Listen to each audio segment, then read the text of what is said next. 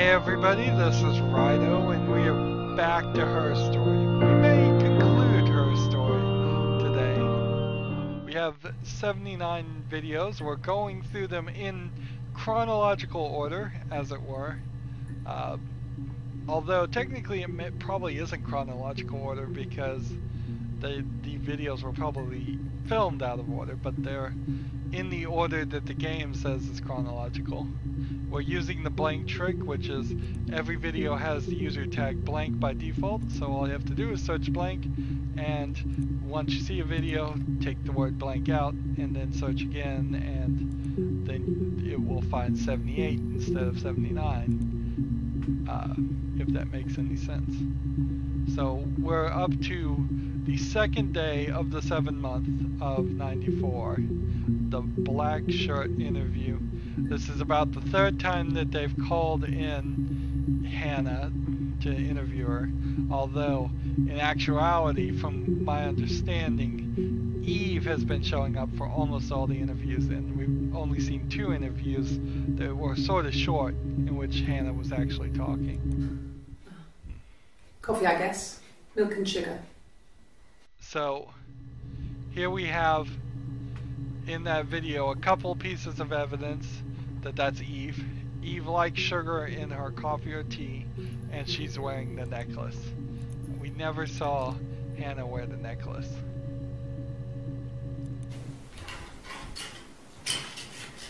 This is the 3rd day running you've called me in. I speak to Doug and Eleanor every day. And they say you've been asking a lot of questions. About me. Should I be worried? Am I a suspect?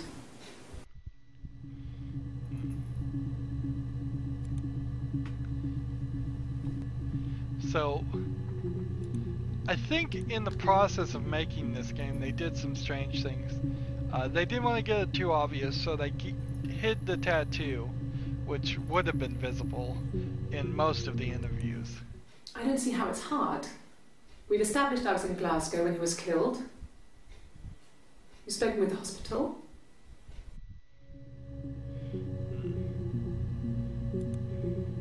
She's all asking if they've talked to the hospital, if they've done this, if they've done that, trying to get details from them. Rehearsed? You ask me the same question, you'll get the same answer. Is that your evidence? Of course I thought about what happened then. It's all I've thought about. My husband is dead.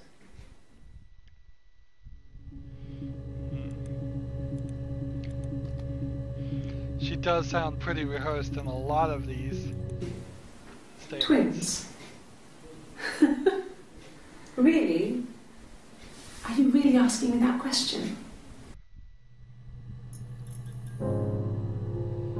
So there we got the reflection again, and the music. There's a big hint there. But we're way far into this. Let's look at the video that we just saw to get the word twins in here. It's way in here, way at the end. And assumedly she's laughing because this day she's still trying to buy time. She's still expanding the story. She's trying to give Hannah as much time to escape as possible. Are you out of your mind? Twins?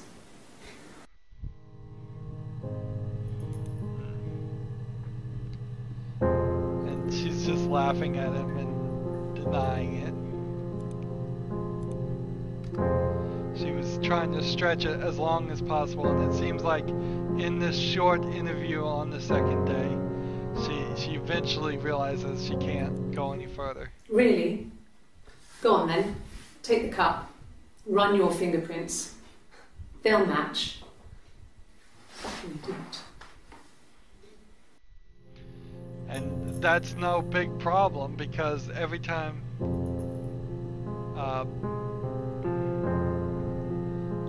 the fingerprints, well, actually they did get Hannah's fingerprints, and so right now she's daring him to run the fingerprints, but they wouldn't match, actually. And maybe that's what she wants. She's still trying to play so that she could get away with it while the other one escapes. Can I leave? Are you going to arrest me? No. They'd laugh you out of the building. A lawyer would make mincemeat of you. She's just getting more and more upset here. So they've really pegged her down. If you didn't see any of these videos of this interview, then yeah, you would be missing out a few details. But also, watching it in order is helping a little bit, just to show where the ploy is falling apart now. Are you arresting me? No. Fuck off. Open this door. And that's 2/02/07/94. And with that, now we are into the white shirt interviews, which is 03/07/94, and she's not arrested yet. This is a nice of them. Knows the necklace. This is where you take people when it's time to arrest them.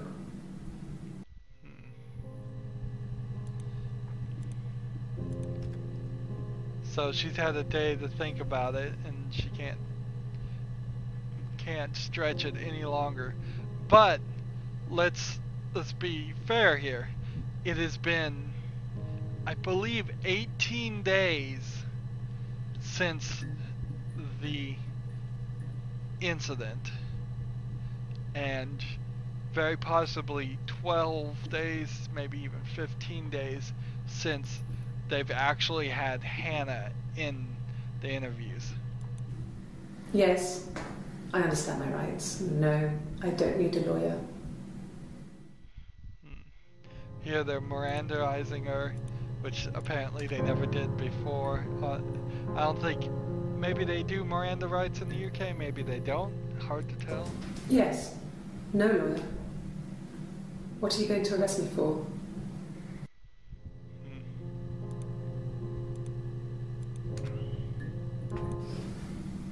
I didn't murder Simon. You've got it wrong. You've got the wrong person. That's very true.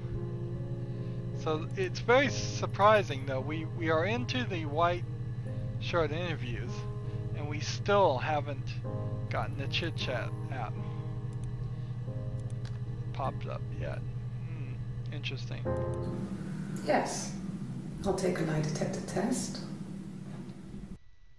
So here we're to the lie detector test section, where it's impossible to get to these videos at all without typing in quotation mark yes period in quotation mark or second quotation mark, just two quotation marks on either side. And then to find half of the other videos in the lie detector test, you have to do quotation mark no period quotation mark. And you had to really know, just from your own knowledge, that lie detectors tests ask yes or no questions, and that would be the only response in these videos, which is definitely asking a lot. I've never taken a lie detector test before. Does it really work? And again, the answer is no. It's a scam.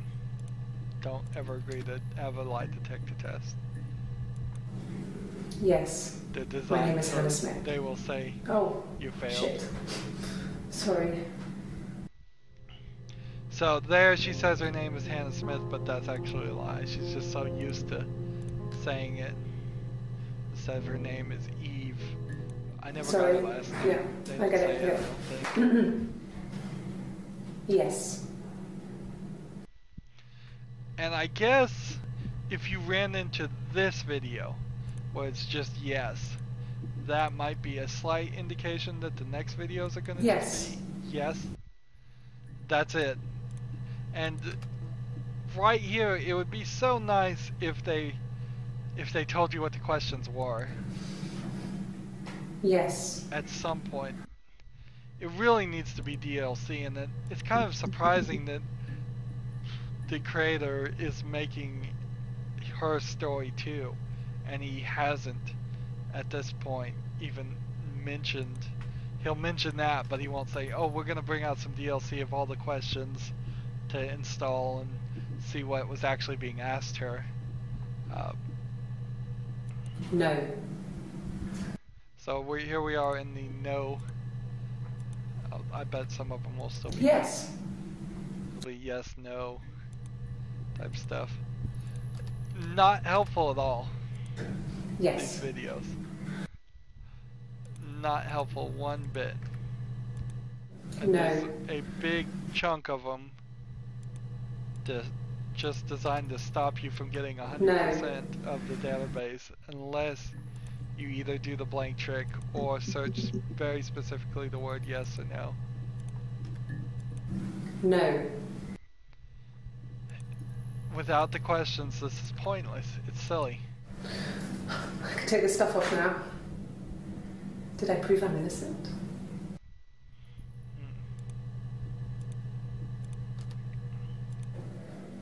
My name. That was the only question I failed. Your lie detector works. And so, the only thing you can really get from that, though, is to assume everything being said in this interview is the truth. And that's a big assumption. My mother called me Eve.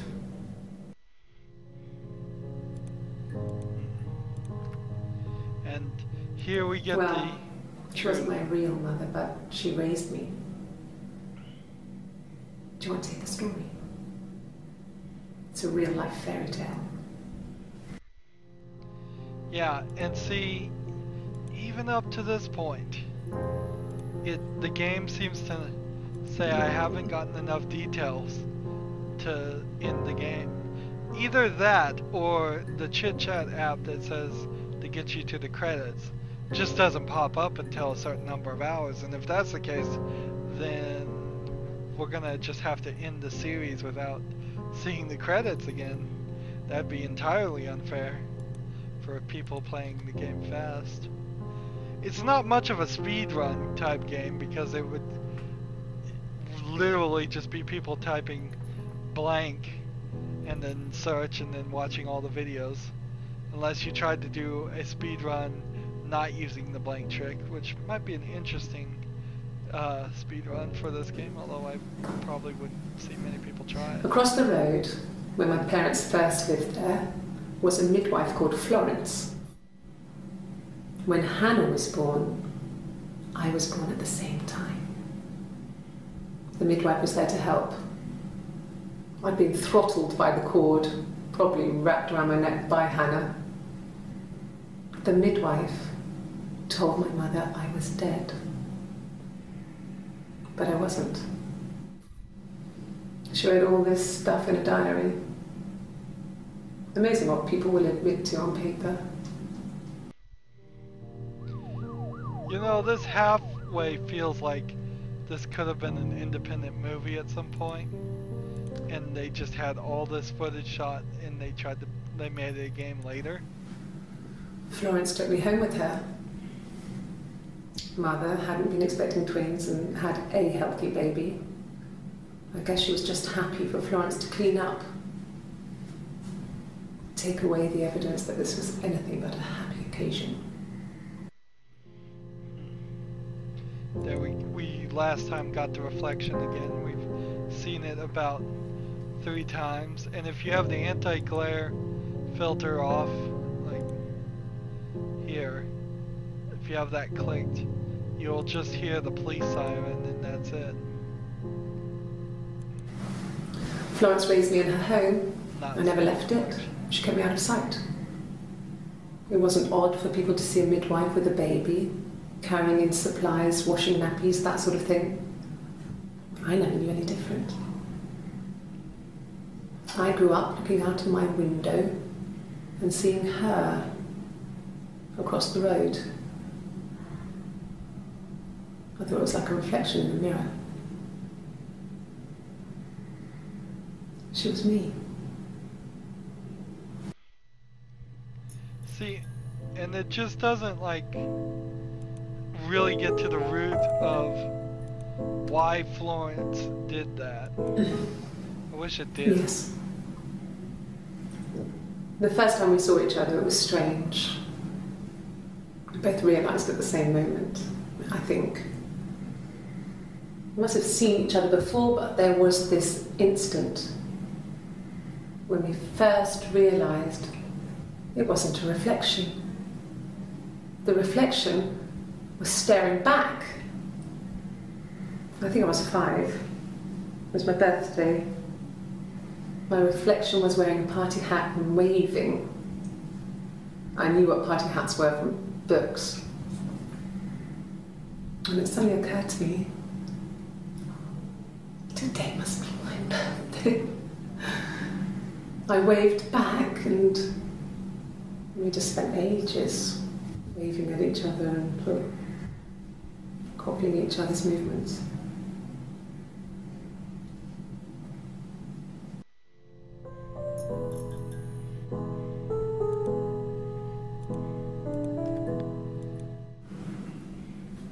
Mother wanted me to grow my hair long, but I kept cutting it myself.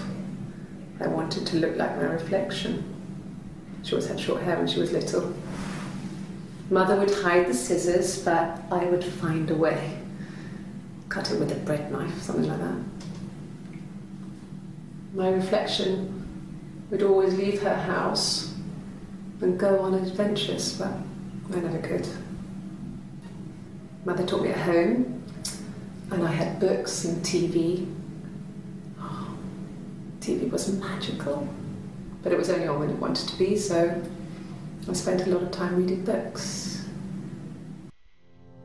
And that's just the UK in the old days, is that they didn't broadcast all the time. I guess that's what they're indicating there. Fairy tales. Stories about lost princesses, evil witches, magical mirrors and lost children. So you see, even before I knew the truth, I'd found it in those stories.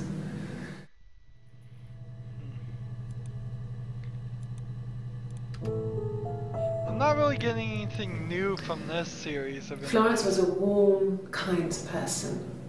though. But she was broken, I guess. When I found her diary, I also found a biscuit tin with other stuff in it. Older papers, letters, that kind of thing. Her story wasn't there. I never really spoke to her about it. I was far too young to really understand, I guess. I just put it together later, once I was older. She had loved children, planned to have a large family, but her husband died in the war. And that was back when you married for life. She never felt like she could marry again. Isn't that strange? She was a widow from her 20s. But, I mean, I guess it was different then. You know, you married for life and she felt she could never marry again. I guess it was harder, a war widow. Honour the dead. I don't know, maybe there was more to it than that. I don't really know. Okay, so I kind of missed that the first time. It kind of explains it a little bit better. She took her because she would never have a chance to have a kid herself. No. It was just me and her. Eve was the name they were going to call their first child. They talked about it and were going to try when he came back. Florence's family had a history of firstborn girls, so they were convinced it was going to be a girl. It's hard to know if this is all true. These are stories I remember, that I read when I was a child. Maybe I misread, maybe I misunderstood. Sometimes it's hard to remember what happened last week. So, yeah, we get a little bit more explanation there. I think I've seen, when I saw those videos before, I didn't even realize what she was talking about because it's so broken up.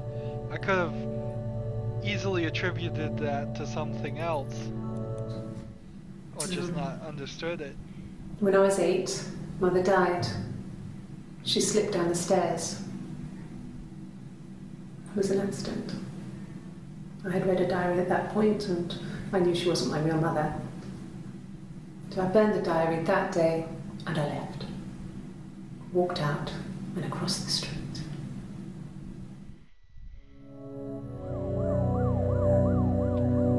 So, I'm willing to believe that it really was an accident. And Florence wasn't pushed down the stairs or something. I mean, even if she did push Florence down the stairs, it still doesn't really explain why she would have killed Simon. Maybe she killed the parents. That would kind of make sense, but not really. I still think Hannah did all the murder. I wanted to see my reflection. I thought that if I touched her, something would happen. We would become one. One girl.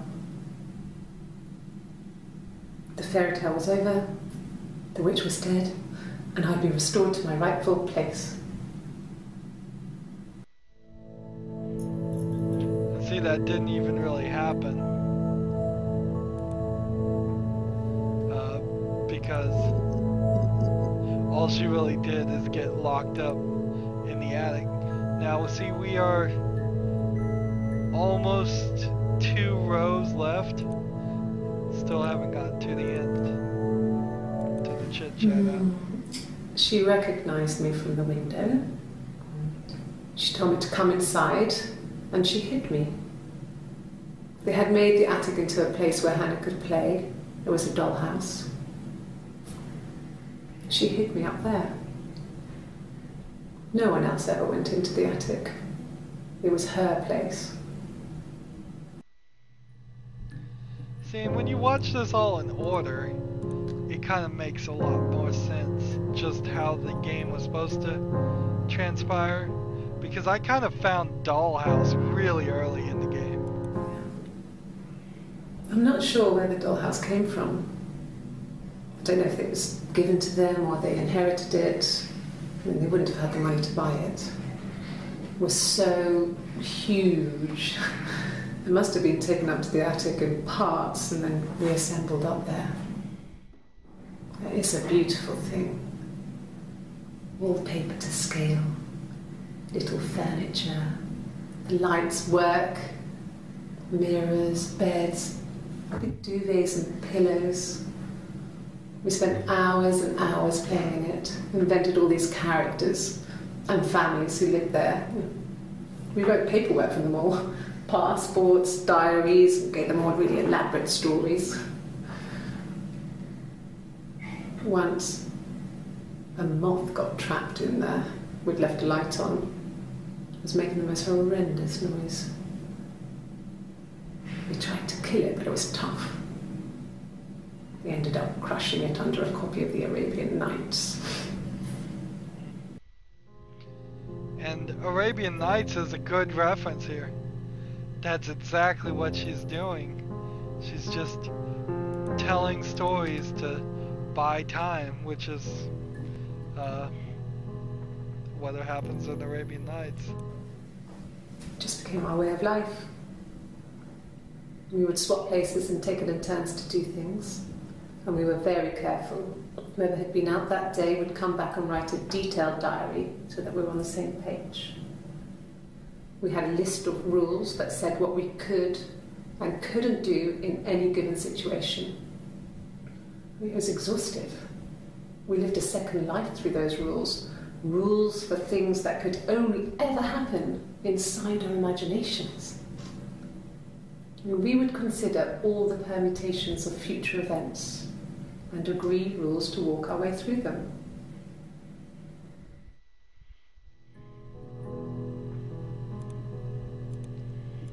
We got 40 more videos. If one of us got less hurt, than 40. the other one would have to be hurt too. A grazed knee, a bruise. When I lost my tooth first, we had to pull out Hannah's to match. Once, I slept with a boy who was seeing another girl. The girlfriend came up to Hannah the next day and punched her in the face, gave her a huge black eye. That night, she had to do the same to me. But she almost went too far. I couldn't see out of that eye for days. She snuck frozen peas up for me from the kitchen. Well, so much of our bodies were synchronised anyway. We started our period on the same day. All our childhood diseases, stomach bugs, nits. So that's a little bit more evidence that Hannah can get a little too violent. Mum and Dad had never had any reason to notice. They were always busy. If Hannah was eating a lot, they didn't mind. She didn't put on any weight. That girl has a healthy appetite. If they heard us talking in the attic, they just thought it was Hannah playing one of her games, and that Eve was our imaginary friend. Once, she was already up and dressed and ready to go to school, and I snuck down for a piss. Mum saw me in my underwear, she went mad. "Get dressed this instant!" So I ducked into our bedroom, and seconds later, out came Hannah, dressed and ready. My mum was amazed. Again, another good story to prove that there's two of them. 35 more videos and we still haven't gotten to the thing. I wonder if you can't get the credits unless you see the very last video.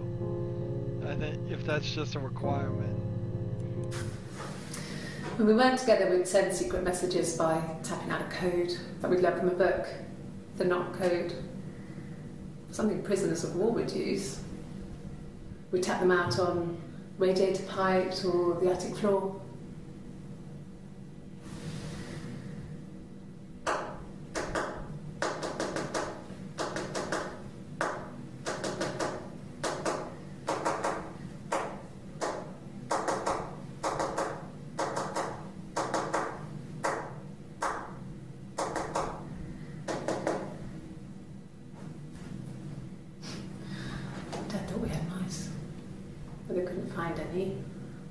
Bought a cat anyway.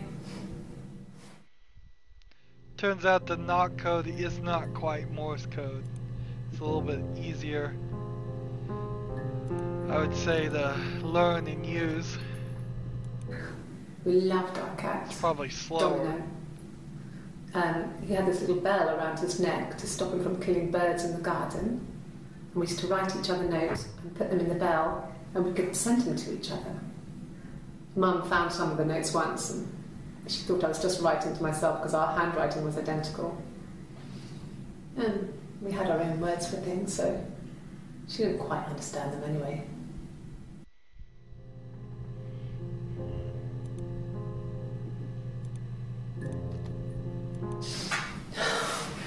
We were obsessed with fairy tales. Not just the pretty, pretty ones, but the traditional ones. They were dark and real, bizarre and violent. Felt like life. We had this huge old book that I think Mum must have bought from a library sale. The illustrations had thin tracing paper over them to protect them. They were in colour, shiny plates. At the front of the book was an index of illustrations. We read that more than the actual stories. We'd read aloud the captions and flip between the pictures. There was something intimate about peeling back the tracing paper, undressing the pictures. Rapunzel's hair is cut. The eagle plucks out his heart. The princess pricks her finger. So what is really, I guess, a good testament to the story here is that it's really easy to not notice how this dialogue has just been very specifically chosen from some kind of word cloud system. That way he knows exactly what words would bring up certain videos and what words wouldn't, and how if he wrote one sentence one way, it might come up too early in the gameplay, and if he wrote it a different way, it might come out too late. There were always princes and princesses. It still feels very like they were the special people, dialogue. More important than the other characters in their stories. We knew we were like that. Twins.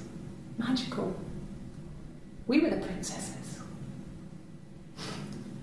We had a poster of Princess Diana from the newspaper up in our attic. Had a pride of place. And underneath we used to put all our special things. When her engagement was announced, we were obsessed with everything she did. And later, when her life went so bad, we felt for her. Her divorce last year just kind of drew a line under things. So, another red herring here is she mentions the divorce last year. Well, apparently Princess Diana didn't get divorced in '93. So, she got divorced like after this point. She got separated and then divorced later. But I seriously doubt that really matters as far as what we are doing here. We are on the second to last row, really, last full row. Let's power through this. This episode will go a little bit longer, but we will be done. When beautiful people died, we always felt like it was a sign. You remember Princess Grace? Grace Kelly? She died in a car crash the year before we met Simon. We used a Ouija board to speak to her, and that gave us the power to find him. That's what we thought then. That people who died tragically leave some kind of magic behind. We used to share dreams. We used to wake up and write them down in our diaries immediately and compare them. Of course, right there, that doesn't mean when they compared the dreams they were the same, but who knows. Unfortunately, probably the way they got around the system where this dialogue sounds smooth and well written, they probably got around that messing up this dialogue by just adding some of the weirder videos we saw at the beginning of the chronology, when there were just videos where she would say certain words or just kind of be a little more rehearsed. I guess at the end, as long as this last section plays, you would have a tendency to forget all the earlier videos. Mum and Dad never knew what was going on. We got so good at it. We were so in sync that we'd use each other to cheat. If one of us had a hangover, the other one would go to school. Whoever was best at a subject would sit the exam. There were lots of differences between us. Some things one is better than the other at.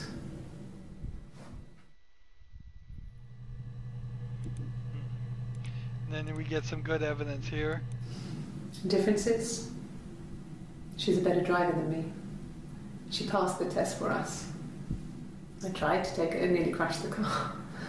Learned that you can't rely on confidence to get you through everything. She is the shy one. She was especially shy around boys. If Hannah liked a boy, I would have to pursue him. It was that way with Carl. Hannah met him first. She had such a crush. I let him take my virginity after a night that his band had played at. It got difficult. When I was with Carl, we would have sex, but Hannah couldn't let him see she was a virgin. She had lots of excuses. After a while, we decided that I should take Hannah's virginity. It's not that different to a bruise, pulling a tooth, a graze. We used a hairbrush. After that, we took it in turns, though I was always the one who seduced the boys. Until Simon. So notice how she used the same phrase, a bruise, pulling a tooth, a graze, exact same words, twice. That felt forced. But most of it doesn't. Hannah was so smitten with Simon. She started getting jealous, didn't want to share. Even the first date, we went to see Tom Cruise at the Old Odeon. We both went, kept changing places in the toilet. We only had one best dress, so we had to keep swapping clothes.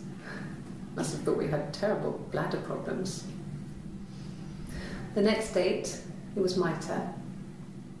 At the end, I let him kiss me, but that was it. We didn't want another Carl on our hands, and the Ouija board had said to hold back. After that, it was Hannah's turn, and she slept with him. Broke the rules. Deliberately broke the rules. She wanted to be the first to sleep with him. I mean, that's when she got pregnant. From that one time.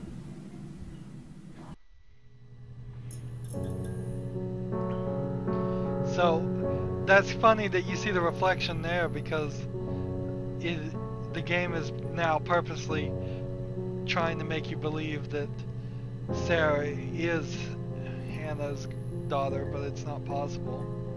And at all. We already know that Hannah's child miscarried. Eve's child assumedly survived. Again, the phrase "one best dress" specifically said in 2 videos so that you could search by that phrase, but I never found any phrase that really worked on the search. Not really. There was just no logical way that I would ever type in "one best dress," because I'm pretty sure dress would have brought up both of those videos, best might have brought up both of those videos, and even one might have brought up both of those videos. Can you imagine? I tried to get pregnant too, but it didn't happen. I slept with so many boys, men. My body refused. I think my period stopped because hers had. I was prettier. I mean, how could we stay the same now? I felt like Hannah had really fucked things up. Set us down separate paths. We had become different.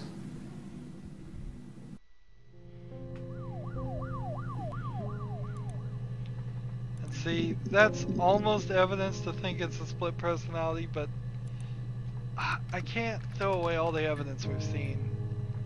I'd like to hear somebody's argument in the comments if they can say they've seen all the videos through this run, and they can still justify it as a split personality. Decided there would be a wedding. And after the wedding, Hannah moved in with his parents. There was no way I could follow, so we were separated again. I stayed in the attic. It was hard. It's like I suddenly didn't exist. I would sneak out, but in case anyone recognized me, I started wearing a wig. Hannah and I would meet up in the park. I was trying to get pregnant, but I couldn't. I mean, I couldn't do it with anyone we knew, so it was sex with strangers, drunk guys I'd met in clubs, parks and alleyways. I was 17. It felt like I was being punished. But it was Hannah who had betrayed us. I had to stop when one of the guys gave me an STD.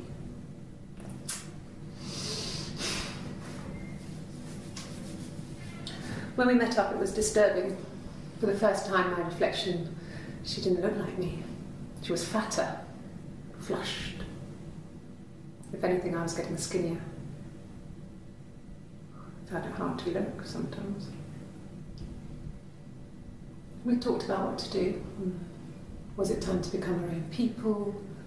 I mean, that seemed like the right thing to do, but neither of us wanted it. We agreed that her and Simon would get their own place as soon as possible, and then I could move in. And that was the plan. So what's funny about this time is that it's almost either midnight or noon on the clock. I haven't really been paying attention to the time, but it would be kind of funny if it hit midnight right at the end of this, of all the videos. Hannah had a miscarriage. This was late in the pregnancy and it left her infertile. Felt like the universe had corrected its course. We were aligned again. But Hannah and Simon were still living with his parents. They were married. Simon had a job at the Glaziers now. Eric had given him a full-time position after he left school. And then...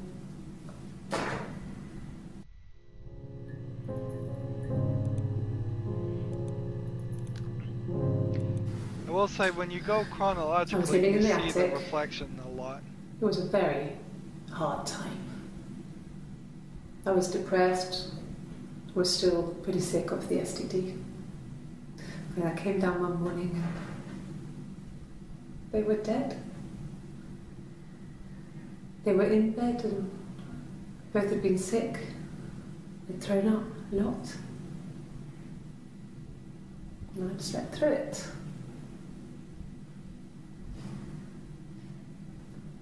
The police said it was the mushrooms they ate. Dad was a mushroom expert. I mean, he used to take us picking with him and he taught us how to recognise them. And there's no way he would have picked death caps.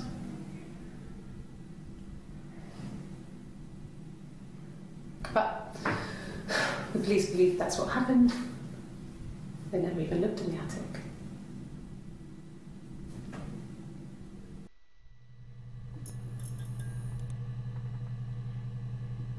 So why that specific one? Played the music and did the reflection, I don't know.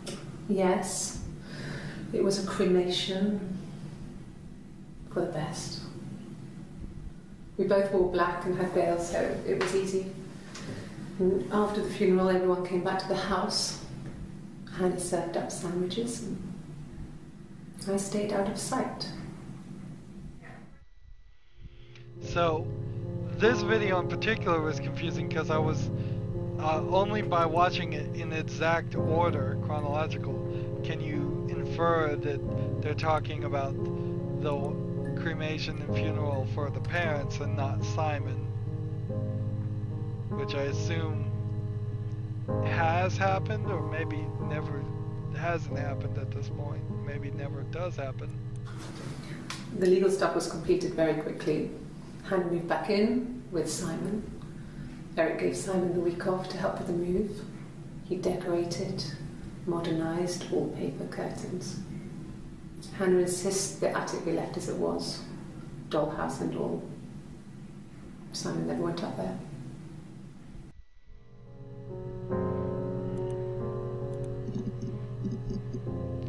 We're down to 21 videos. So let's just keep going. There's no reason to stop now, even It though lasted we're about going 6 on. months.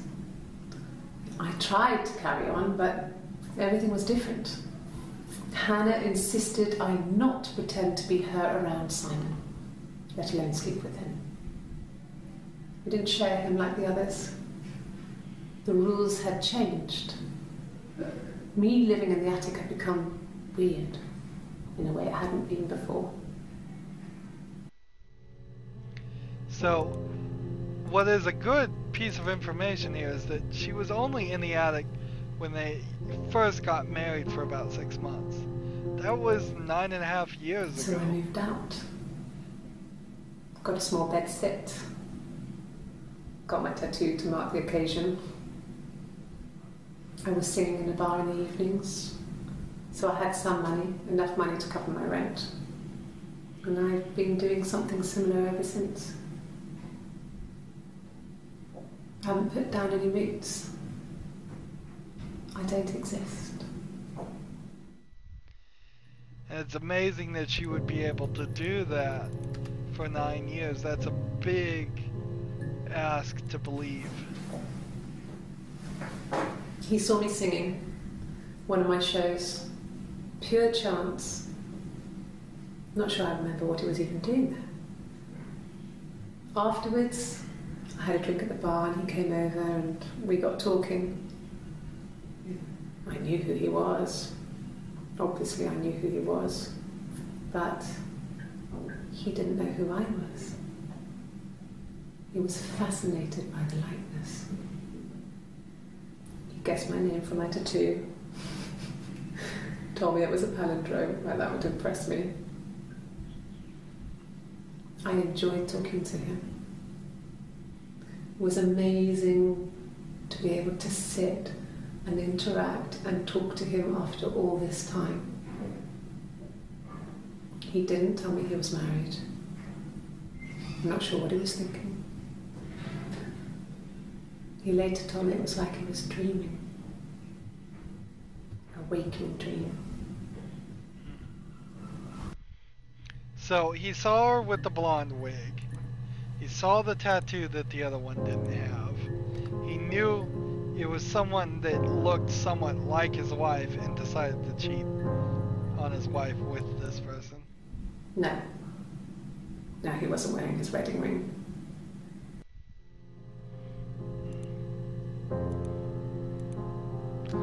Yeah, he was intentionally there to cheat, it seems like. Nothing else happened that night. We talked, then I said goodbye. Then next week I was singing in the bar again and there he was. And again the next week. He offered to buy me a meal. I told him I had already eaten. And so we got chips and ate them on the beach instead. When we said goodbye, he asked me to kiss him. Romantic. I mean, Simon was totally cheating. You really can't deny it. 16 more videos, and we still haven't gotten to the end of the game. So apparently you have to see the last video to get to the end.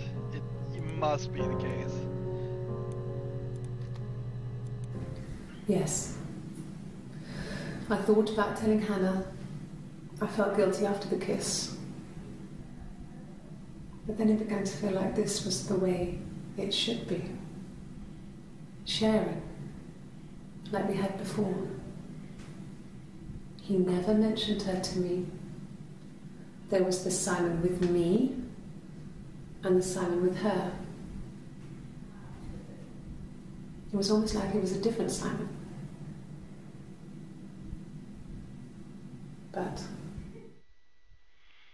But it wasn't, obviously.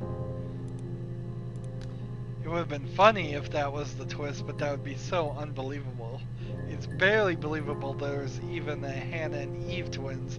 To believe that there would be a Hannah and Eve and then Simon and his twin brother is just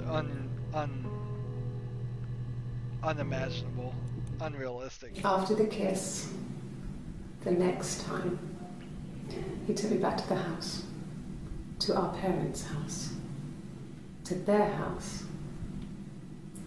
So, it was definitely him. I sometimes think he wanted to get caught to prove to himself that we were different people. He told me about his marriage, told me how his wife was completely different to me. I almost burst out laughing. So, there's one video I must have seen and just not paid attention to. That fully eliminates the thought that there was two Simons. I think it was that time, the first time at the house, in his bed, that I got pregnant. Amazing, right? This fucking magic sperm. And they say lightning doesn't strike twice. I didn't tell him. I missed 3 periods. I had pretty irregular periods anyway, but 3. I had always thought we were infertile. Both of us.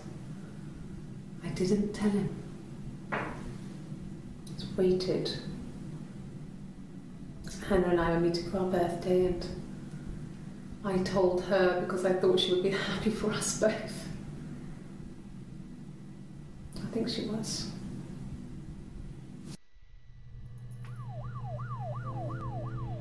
So definitely an important video to see there. No. I told her it was one of my boyfriends, someone I had met in the bar. I think she was happy. But I could tell she was thinking, why couldn't it happen to her and Simon? They were the ones with the real life. Why not them?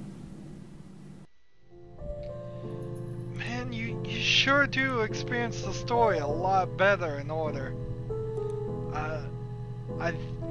I really feel like you should have been able to watch all of these in order at close to the beginning of the game.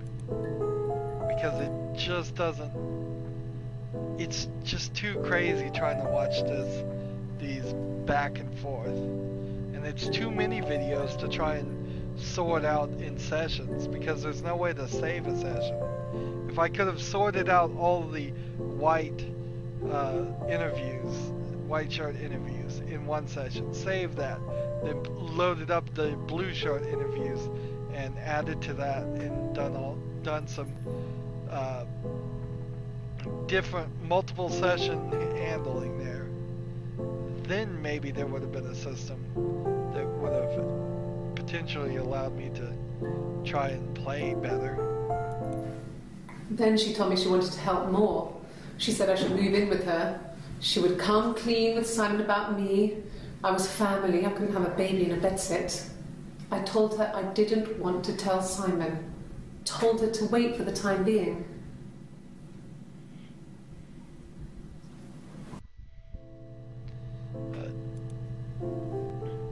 Yeah, I could see a game being kind of like a video editing simulator type game where we have all these clips, put them back in order, and help us with that. At the very least, I think that would help out a little bit for all the problems here. Just the lack of a straight story. This is like the first time I've gotten the story anywhere close to being straight, and I had to cheat to see it. That doesn't when she went feel home, good. Simon had a birthday tea waiting. Afterwards, she told Simon about me, told him I was pregnant. She wanted me to move in with them, this sister he didn't know she had. She knew that instant. The look on his face. She knew. Well, we are about to hit midnight on the clock. Interesting. She sent him out of the house, Just kicked him right out, at midnight. called me up, crying, and I went round. I guess I had a feeling I could hear something was wrong in her voice, but I wasn't sure what it was. She called me sister on the phone. She never calls me that.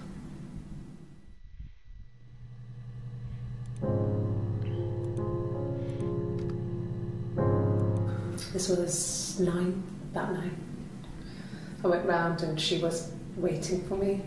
She was furious and so angry, the kind of anger you can only have towards yourself. We screamed at each other, argued, cried, we fought.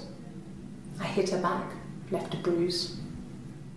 I had my wig on from performing and she tore it off. Eventually we grew tired of fighting and I left.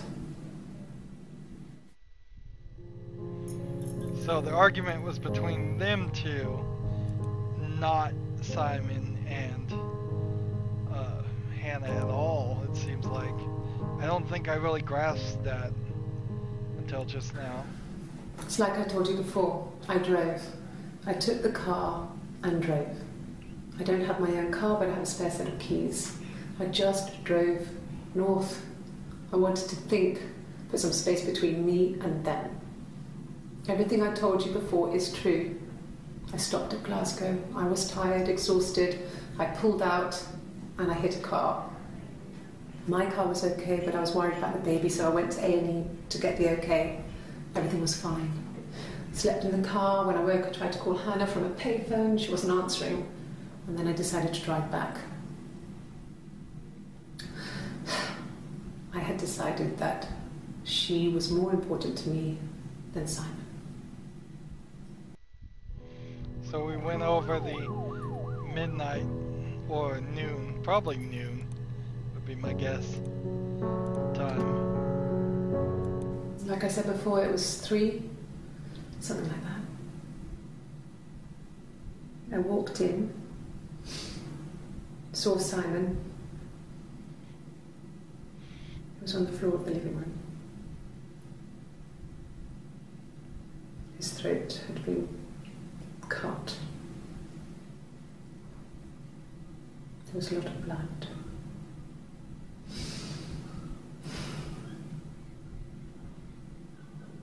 Yeah, he was dead. I'm not sure we ever really get a full explanation that his throat was cut with the mirror. It could have just as easily been his throat was cut with a knife and they got rid of the knife. She was sat behind him. She had my wig on. And she'd been there all day.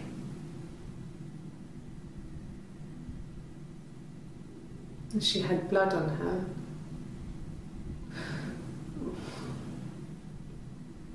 And she was in shock.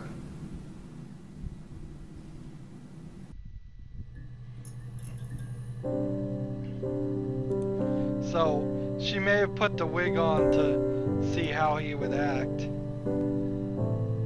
there, and he may have failed her test. We really don't know why she killed him. Her story is that she'd waited for him to come back. She put on my wig, some of my clothes, pretended to be me. They talked. She'd enjoyed being me. He said he wanted to be with me. Then he took out a present, another mirror, just like the one he'd given her earlier. That unique present. She went crazy, smashed the mirror. They argued, screamed. He hit her. So she grabbed a piece of the mirror and just swung it round. She cut his throat clean open. She'd only meant to scare him off. Okay, so this was the one video. I kept remembering that there was this video, but I kept feeling like I may have dreamt it up. That is what I assume happened. He made a second mirror, stabbed her in the throat. It happened very quickly. We hardly had to talk to each other. We agreed almost silently.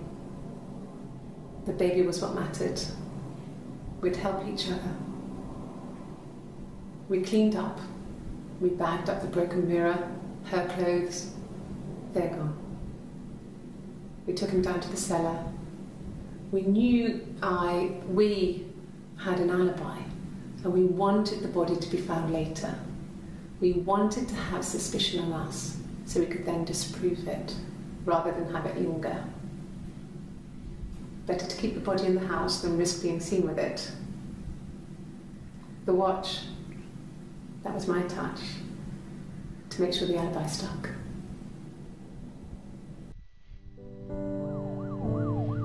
So even if she got away with this, she still went to jail for like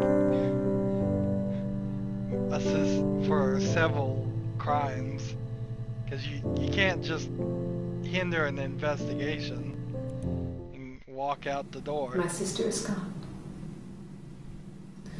and she's never coming back.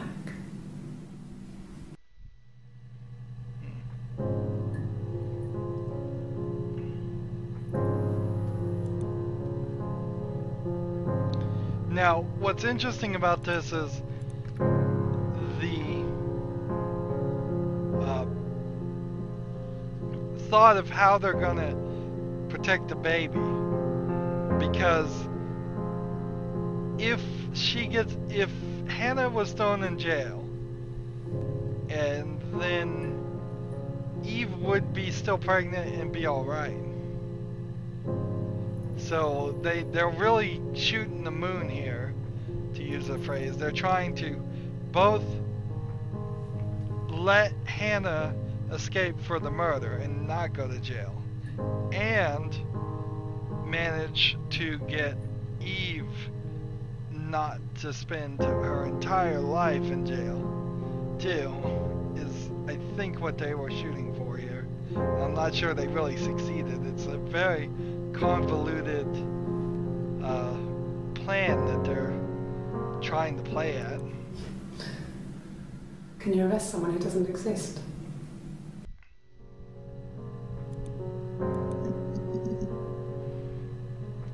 So we are at the last video, and we haven't gotten the chit chat app, so you must have to be able to see this. Now this is I believe a video that you can get pretty early, maybe through the word lawyer is how I think I got it, just randomly searching the word lawyer, and maybe that's why it felt like halfway through the game it offered the ending to me. I'd like to speak to a lawyer now. Please. You have no murder weapon. You have nothing. And all these stories we've been telling each other, just that. Stories.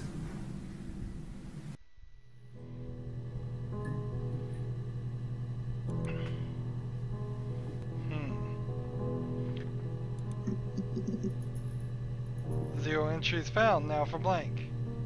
And so this is weird because now we don't have the credits. This is read me, really read me, rubbish, hack.info, mirror game.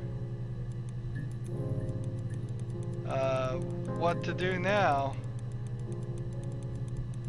It seems like there is a time limit here.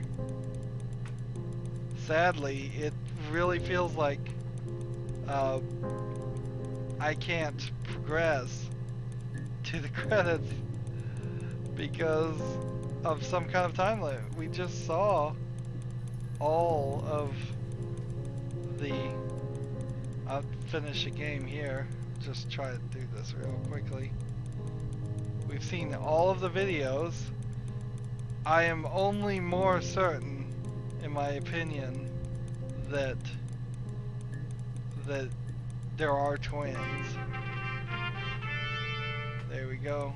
One game played, closed, database checker, refresh. I mean, there we go. So, the clock never changed from the hour. It never will, but it has been several minutes. And here's chit chat just pops up anywhere, which is a real ridiculous thing. So it's how's it going, you done, from SB. Yes, I'm done. Archive PC, yes. Good. So you think you understand why your mother did what she did? Well, the answer I said yes before. I'm gonna just type no. And hit so we can see this ending. It's the same, I think, either way.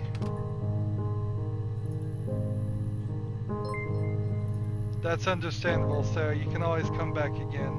I'll be outside to log off and meet me over the road. Hangs up.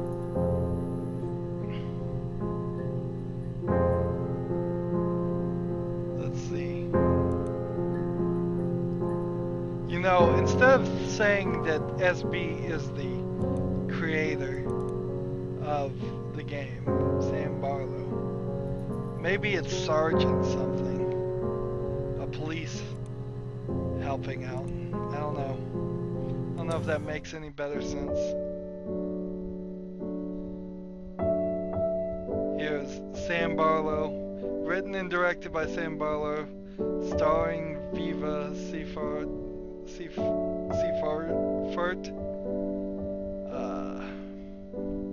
Sounds by 4 people. Full list of sounds go to the Her Story game. This feels almost like it was a project licensed under the QFL. I don't know what the QFL is. Licensed under the Apache license. Oh, you know what it is? It's QuickTime Flash license, I bet. QuickTime. It's a little too late in these days to be using QuickTime for anything. Older games used to use QuickTime all the time. A game like Myst, for example, heavily relied, I believe, on QuickTime.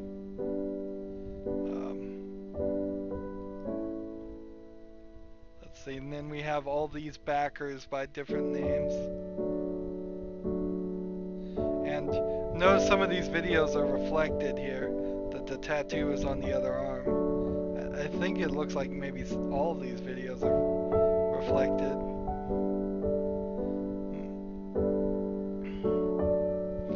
It's kind of a shame that you can't really come up with a different opinion, really. I don't see how you get the full story and still think that it's multiple personalities.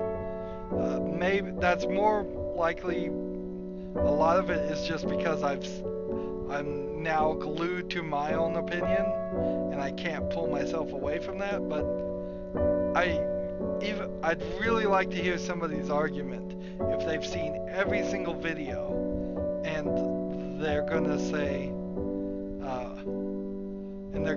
that she really did have multiple personalities.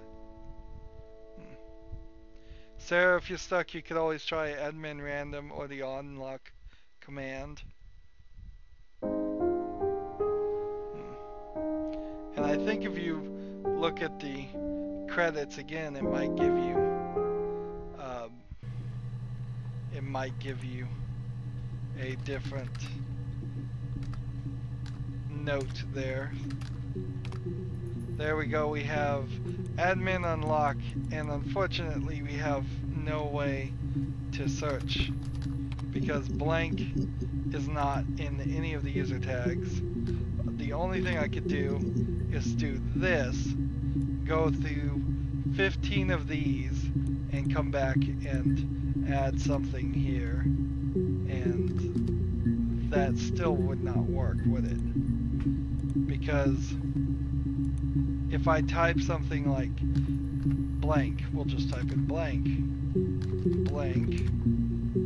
here, and then I search this, it's still going to bring up that. so that's not going to work either. So once you've done the blank trick, you are totally stuck with, you can't do anything else.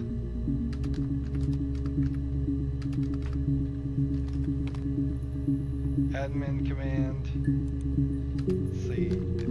I wish there were more commands, but I don't think there are. Like admin all, admin command not recognized, admin. I'd love an admin play. Command not recognized. So, yeah. Well, that's all of her story in order. And it definitely improves a little bit. It's definitely an improvement to at least once in your lifetime watch all the videos in order.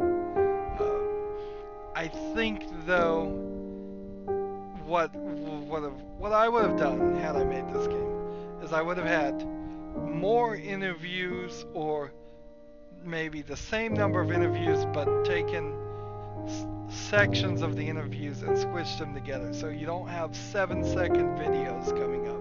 Instead you have like 3 to 10-minute long videos, and then you find one of those through a keyword, and then you can watch it all, and there would just be less of it. I think this has just gone too extreme about breaking up the videos, too extreme about trying to find keywords. We spent a lot more effort and a lot more time trying to play this legitimately than you probably should have. I think a lot of people would feel burned out by the time they got to the 100%. Now, of course, the creator of the game said in an interview that you can stop whenever you feel like it. So if you felt like you had gotten the solution after seeing 5 videos, I guess you could have stopped and had still a complete experience by his definition. But by my definition, no, that's not true. By my interpretation of this, there is one way to play this game, and it is to see 100% of the videos somehow and make your decision on what happened. And I think you really can't even argue about what happened that much. Well, we've been going long enough, so I'm going to say thank you for watching this series. It's been an interesting one for sure. I don't want to see too many games like this. I'm willing to see a couple more games like this, but this was barely a game as far as interactivity and win scenarios and lose scenarios and odds and chance. None of those things were in this game, and there needed to be some more polish on this game as far as the interface and how you interact with it. But I like the story, so I'm willing to overlook the flaws of this interface and this concept in general, just searching words. Anywho, as always, I ask you to like, share, subscribe, comment if you want to, and watch every second of my videos. If you click on my name Rydo, that'll take you to my main YouTube page. On the right is that blue button. That's where you can click to donate to me. Also, there's a playlist tab there where you can see all the other games I've covered or are covering right now. And then down below in the description box, I have links to Facebook, Twitter, Google+, Tumblr. You can friend me on Steam. You can friend me on battle.net. So follow and friend me on all of those. That helps me out also. Thank you for watching this. Thank you for going through this journey. Thank you for listening to her story. Have a good evening. Bye.